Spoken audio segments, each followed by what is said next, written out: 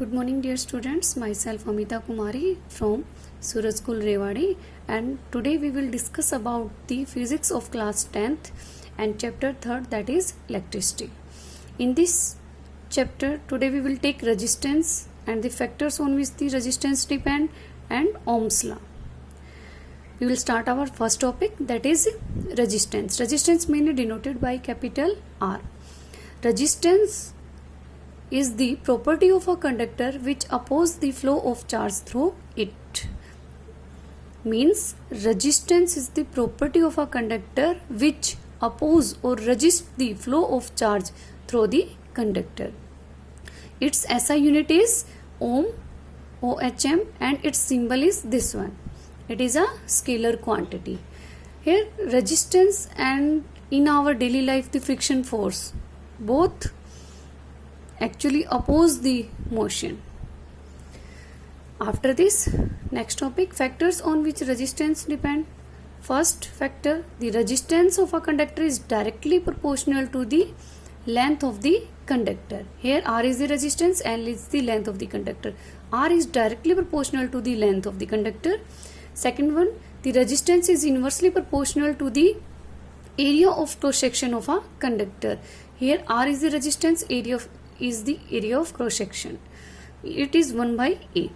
From equation first and second, R is directly proportional to L by A, or R is equal to rho L by A. Here rho is the constant which is called specific resistance or also called resistivity of a conductor. Its SI unit is ohm meter. Its SI unit is ohm meter. Here this is the ohm symbol and this is the meter. Next, resistance also depend on the temperature and nature of a conductor.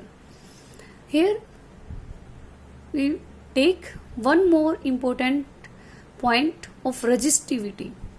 The resistivity of a conductor does not depend on the length of the conductor and also does not depend on the area of cross section of the conductor.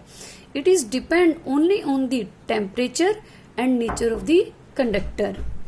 After this, next topic, Ohm's law. In Ohm's law, we relate the applied potential difference with the current flowing through a conductor. According to this law, the current flowing through the conductor is directly proportional to the applied potential difference across the ends of the conductor when its physical conditions like temperature, pressure, its area and length remains constant. This law only obey when the physical condition like temperature, pressure, length and area of the conductor remains constant. Here I denotes the current, V denotes the applied potential difference, and I is directly proportional to V. We inverse this factor, V directly proportional to I, and V is equal to RI. Here in place of proportionality we use equal to with a constant. This R is known as resistance of the conductor. Here we get the main formula between the applied potential difference, current and resistance of a conductor.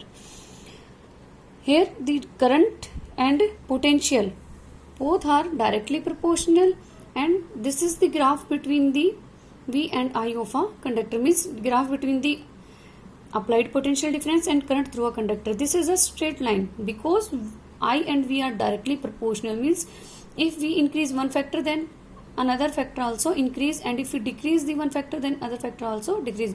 Means if we increase the potential difference then current also increase, and if we decrease the potential difference then current also decrease through the conductor. Here we get a straight line between the applied potential difference and current through a conductor. Here these are the factors which denotes that I is the current, V is the potential difference across the conductor, and R is the resistance of the conductor. This is all about the resistance and the factors on which resistance of a conductor depends, and last one is Ohm's law. This is all about the resistance topic, and thank you students. God bless you.